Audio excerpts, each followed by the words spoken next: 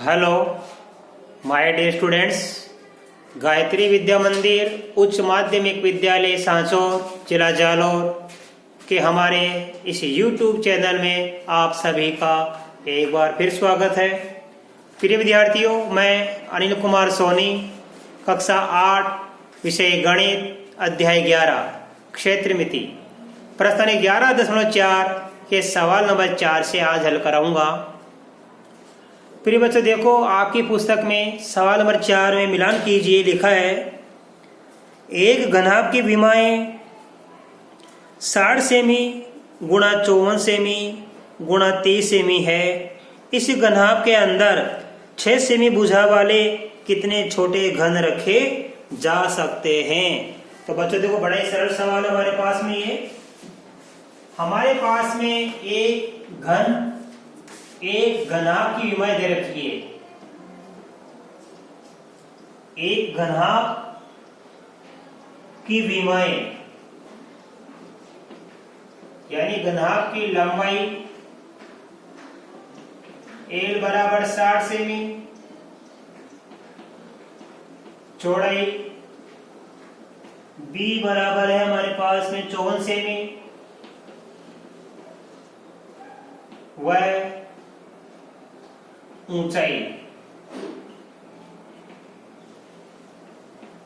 H बराबर है हमारे पास में 30 सेमी,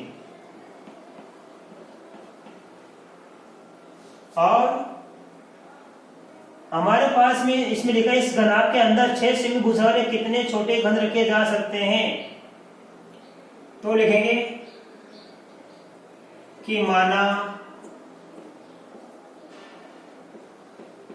घनाभ में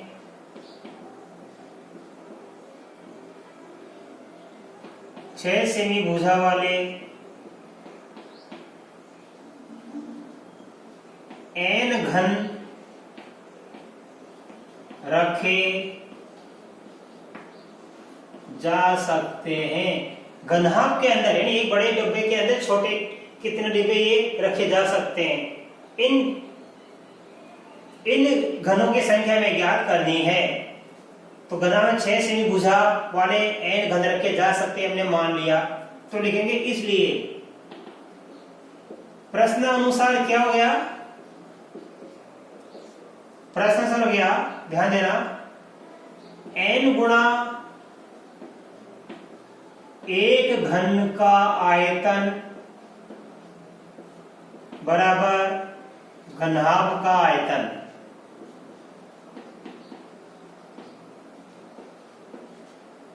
घनाभ का आयतन n गुणा, अभी घन का आयतन ज्ञात करने का सूत्र क्या होता है, a क्यूब, और घनाभ का आयतन ज्ञात करने का सूत्र होता है a गुणा b गुणा h। तो n का मान ज्ञात करेंगे और a का मान दिया देखो भुजा, ये घन की भुजा कितनी 6 सेमी, तो यहां लिखेंगे 6 क्यूब, और l गुणा b गुणा दे रखा हमारे पास में 60 सेमी गुणा 54 सेमी गुणा 30 सेमी, राइट। तो ये n गुणा एक घन का आयतन, एक घन का आयतन होता है भुजा क्यूब, और घनाभ का आयतन होता है n into b into h, और घन की भुजा, ये घन की भुजा है, घन की भुजा 6 सेमी है, तो a क्यूब की जगह दिया मैंने 6 क्यूब, और घनाभ का आयतन l गुणा b गुणा h, ये लंबाई, ये चौड़ाई, ये ऊंचाई। इस n का मान क्या करना हमको बच्चों, तो 60 गुणा 54 गुणा 30 में हम भाग देंगे इस 6 क्यूब का। 6 क्यूब का मतलब 6 को 3 बार लिख लो आप, 6 क्यूब का गुणा n से हो रहा है, तो ये गुणा वाली भाग बदल जाएगी, इस 6 क्यूब का इसमें भाग देंगे, इसमें भाग देंगे 6 क्यूब का। 6 क्यूब का 6 को 3 बार लिख दिया हमने। अब काट दीजिए, 6 एकम 6, 6 पंजे 30, 6 एकम 6, 6 नाम 54, 6 एकम 6, 6 दहाई 60। तो n का मान आएगा देखो हमारा 10 9 5, तो n बराबर आएगा 10 9 90, या 10 का 10, 9 को 5 से गुणा कर लिया 45, n बराबर 450। इसका मतलब है कि इस घनाभ में 6 सेमी भुजा वाले कितने घन आएंगे, 450 घन। अतः 60 सेमी गुणा 54 सेमी गुणा 30 सेमी माप वाले या विमा वाले घनाभ में 6 सेमी भुजा वाले 450 घन आ सकते हैं बच्चों। आप इसका एपिसोड ले लो, मैं आपको सवाल 5 सिखाऊंगा।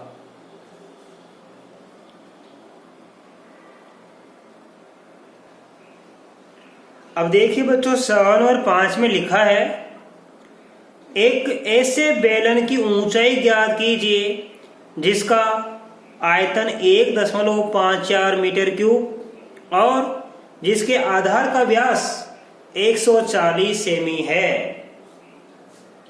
तो बच्चों देखो क्या करना, हमारे सवाल क्या दिया है, हमारे सवाल दिया है एक बेलन का आयतन बराबर 1.54 मीटर क्यूब, राइट। एक बेलन का आयतन दिया गया है 1.54 मीटर क्यूब और इसके आधार का व्यास दिया हुआ है 140 सेमी।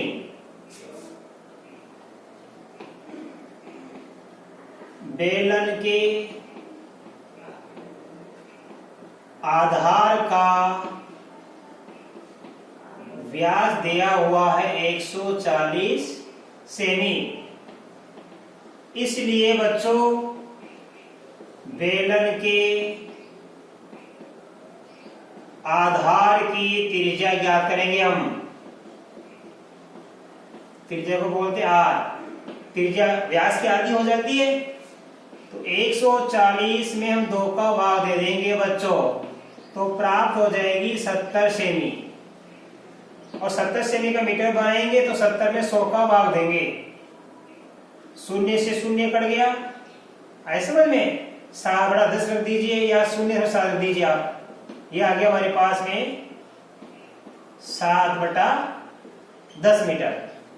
हम 70 में 100 का भाग देंगे बच्चों, ऐसे समझ में, तो 70 में 100 का भाग देंगे तो क्या बन जाता है, मीटर बन जाता है, अर्थात 7/10 मीटर। अब 7/10 का भाग देंगे तो आएगा 0.7। चाहे इतना छोड़ दो आप, ये आगे कर लो, 0.7 मीटर ले सकते हो। अब देखो हमें क्या करनी है, क्या, बेलन की ऊंचाई।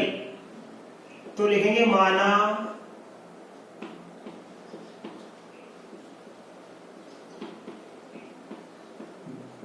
बेलन की ऊंचाई बराबर h।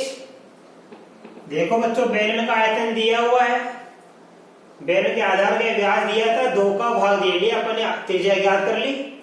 त्रिज्या सेमी में है, इसको मीटर में बदल दिया हमने क्योंकि आयतन मीटर क्यूब में दिया हुआ है, तो हमने ये त्रिज्या मीटर में ज्ञात करी। त्रिज्या आ गई, ऊंचाई में ज्ञात करनी है, तो त्रिज्या ज्ञात करो चाहे ऊंचाई ज्ञात करो। यदि हमारे पास आयतन का मान दिया हुआ है तो आप आयतन का सूत्र लगा देना। इसलिए बेलन का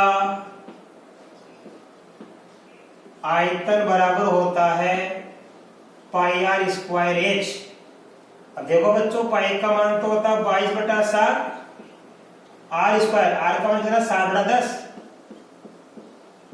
7/10 का स्क्वायर गुणा h बराबर क्या लिखा, आयतन 1.54। 1.54। अब आप इसको कर दीजिए, देखो 22/7, इस 7/10 को 2 बार लिख दीजिए आप, क्योंकि 7/10 का वर्ग है ये, तो 2 बार लिख दिया हमने। h बराबर 1.54।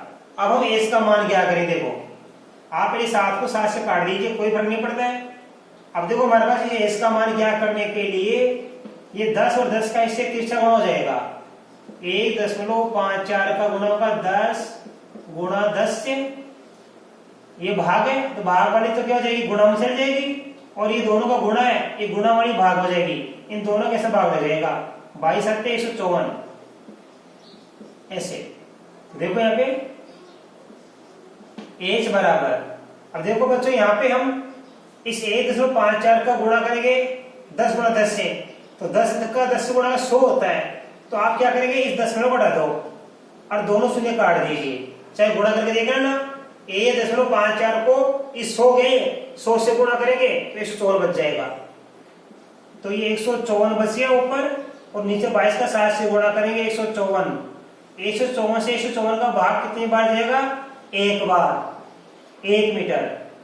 इसलिए हमारे पास बच्चों ये एस बराबर कितना प्राप्त हो गया हमको? एस बराबर 1 मीटर प्राप्त हो गया। अर्थात एस हमने क्या मानी थी? हमने एस मानी थी बेलन की ऊंचाई। तो लिख देना इसलिए बेलन की ऊंचाई एच बराबर कितनी प्राप्त हुई? 1 मीटर। तो बेलन का आयतन दिया हुआ था, बेलन के व्यास में 2 का भाग देके हमने त्रिज्या ज्ञात कर ली और ऊंचाई एच का मान हमें ज्ञात करना है। तो आयतन दिया हुआ तो पहले आयतन का सूत्र लगा दो। बेलन का आयतन पाई आर स्क्वायर एच, पाई का मान पाई बटा 7, आर स्क्वायर की जगह 7 बटा 10 का स्क्वायर और गुणा एच की जगह गुणा एच बराबर 1.54। 7 बटा 10 का वर्ग है तो 7 बटा 10 को हमने 2 बार लिख लिया।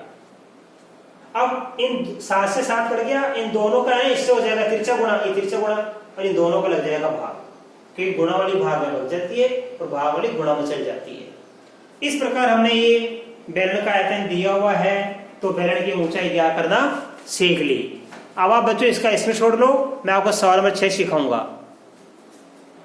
अब देखिए बच्चों हमारा सवाल नंबर 6, सवाल नंबर 6 में लिखा हुआ है, आप अपनी बुक से मिलान कीजिए। एक दूध का टैंक बेलन के आकार का है जिसकी त्रिज्या 1.5 मीटर और लंबाई 7 मीटर है। इस टैंक में भरे जा सकने वाले दूध की मात्रा लीटर में ज्ञात कीजिए। बच्चों हमने आपको इस प्रश्न का पहला सवाल सिखाया था, उसमें यही था कि कोई ठोस आकृति बेलन के आकार की है तो किस स्थिति में उसका आयतन ज्ञात कर सकते हैं और किस स्थिति में उसका पृष्ठीय क्षेत्र ज्ञात करते हैं। हमने आपको समझाया था जब किसी ठोस आकृति में कोई भी द्रव या लिक्विड जैसे दूध, पानी आदि आता है तो उसकी मात्रा ज्ञात करने के लिए हम उसका आयतन ज्ञात करते हैं बच्चों। अब ठोस किसी भी आकृति का हो सकता है, घन, घना, बेलन कोई भी हो सकता है, उसमें दूध, पानी कोई भी आ सकता है।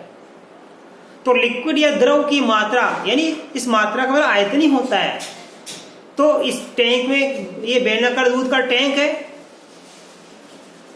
बेलनाकार दूध के टैंक की त्रिज्या दे रखी है r बराबर 1.5 मीटर और लंबाई दे रखी है यहाँ पे देखो हमारे पास में 7 मीटर। इस बेलनाकार दूध के टैंक में दूध की कितनी मात्रा आएगी, वो दूध की मात्रा हमको लीटर में ज्ञात करनी है। बच्चों लीटर में बाद में क्या करेंगे, पहले हम आयतन क्या करेंगे मीटर क्यूब में। मीटर का माप दिए मीटर क्यूब में तो लिखेंगे हम, इसलिए बेलनाकार दूध के टैंक का आयतन ज्ञात कर लो।